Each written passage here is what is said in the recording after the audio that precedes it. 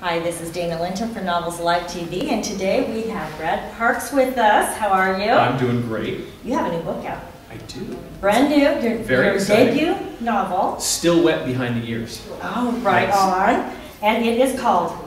Faces of the Gone. Okay. It starts with 4 people shot in the back of the head, execution style, left for dead in a vacant lot in Newark, New Jersey. Cheerful. Oh, lovely. Lovely. But then, of course, we meet our protagonist, right. Carter Ross, the dashing, or at least sometimes dashing, investigative reporter, whose job it is to figure out how did these 4 people know each other, why were they killed, and of course, who done it. And he is assisted by a very colorful cast of characters, and Newark, New Jersey is nothing if not a colorful city. I happen to know somebody from there that's very colorful. Absolutely. Behind the camera. So I do understand what you're talking about. And you did say that this is based on something that you experienced yourself. Yes. As a reporter for the New York Star-Ledger, which is the largest newspaper in New Jersey, that very setup that I just explained to you, 4 people shot execution style in a vacant lot, was the very first story I ever wrote as a news reporter. I had been a sports reporter my whole life, and they transferred me to news, and they said, hey, 4 people were killed over the weekend. And so, you know, there I am. I'm used to sporting events, which have cheerleaders and, you know, fireworks and free beer in the press box, which is, you know, of course, the best part. And, you know, no free beer in the press box at that crime scene. You know, and I'm kind of like, you go down, it's a gritty, vacant lot. There's weeds that are this high. There's trash strewn everywhere, and I can go and pick amongst the weeds and see the spot where these people bled to death. Yeah. I mean, the blood stains in the soil, and it was just this very... Yeah, oh yeah, and talk about, you know, they call the sports department the toy department. I'm not in the toy department anymore. I mean, this is real life.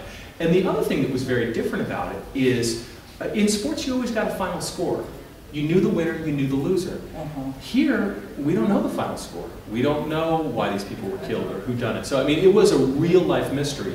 And I think the part of me that had always been trained to tell stories and to be able to complete the narrative felt unrequited, which is why after a month or 2 I kind of sat down at my computer and this crime had not been solved, and I started solving it. Like, what happened here? I don't know. Let's start trying to figure it out. And so that... And you wrote the story. And that, yes. Now what I fictionalized and what happened in real life nothing to do with each other once the crime was actually solved. But did they ever find out who did that? They did. The case never went to trial, so we don't know for sure if the man they accused was guilty.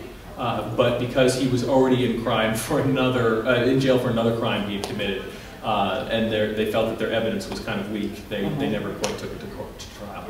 But you got a great story out of it. Yes, I certainly did. A really great story. Now tell us about the protagonist a little bit, you know. Right. Is he anything like you? Well, let's see here. He's kind of a tall, stiff white guy.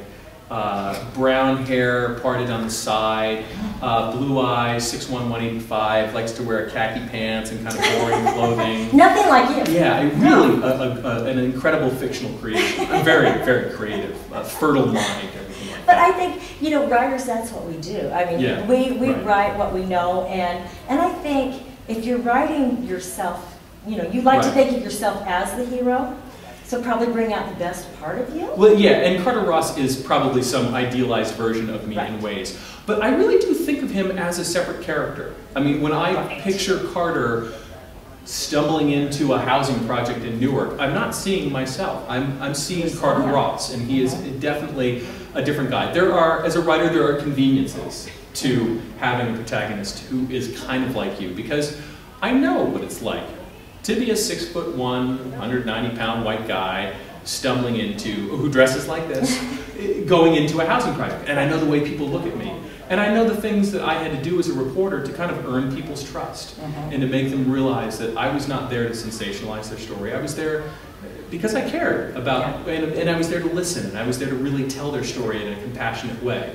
And so a lot of that is what Carter does as a result. Are there things about Carter that you like, that you wish were more like you?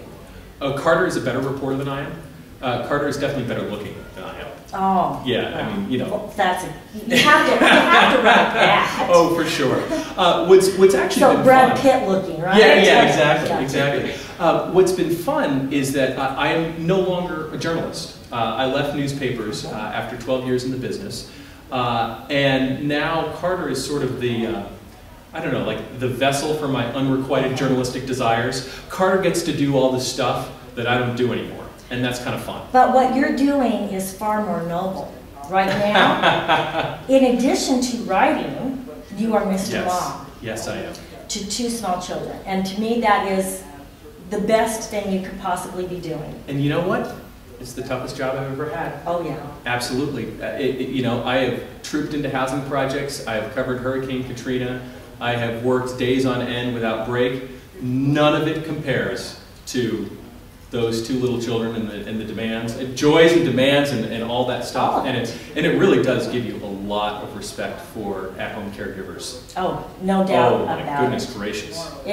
When I lived in Dallas, my ex-husband would be home in the wintertime, and I'd be home. And boy, it was wonderful that he could see it's not an easy thing. It's work, man. It is a lot more work than a full-time job. Oh, absolutely. It truly is, and you never get a break. Well, and I have to laugh when other reporters go to conferences and things like, other writers go to conferences or they're touring, they talk about how brutal it is, how grinding it is. I'm like, yeah. You don't have 2 small kids. Touring is my vacation. You know, unfortunately my wife knows this too, so when I get home it's, you know, back to work. But, toe the line now. Why don't you? But it is a very difficult but also very rewarding line of work. Yes, it is, but you do get away to write. Yes. And and I can imagine that trying to write at home isn't terribly easy. Well, I hear every once in a while about these writers. Generally, they're stay-at-home moms who can write during nap time or things like that. Boy, I respect the heck out of that, but I can't do it. Yeah, I have to escape. And where do you go? I go to, this is a terrible plug, but I go to the Hardee's, the local Hardee's restaurant. Because it has 3 things that I personally need. 1, it's about 5 miles away, so I can't hear my kids screaming. Exactly. 2, no wireless internet access, so there's no email, Twitter, Facebook, none of those distractions. 3, and perhaps most importantly, free refills on the Diet Coke. You know what, that's vital. Caffeination. Absolutely. And the bathroom is close enough, so when the Diet Coke really starts kicking in. I was just going to say that, and you don't have anybody banging on the door. Nope. No small children. It's the one time I get to be alone in the bathroom. It's a great pleasure, yes. So you're writing another one, I would assume. Yeah, actually books number 2 and 3 in the series are already written and are due out in 2011 and 2012. The 2011 is going to be titled Eyes of the Innocent. And what's that one about? It is involving house flipping and political corruption and all sorts of seamy things. Yeah, I know. Political corruption in New Jersey? No way! Never happened. I know. Where do I find this stuff? It's pull it out my personal genius. But yeah, once again, inspired by events that I covered and things that I saw with that wonderful fictional twist. It sounds awesome, and thank you so much. I knew you'd be lively, and so thank you very much.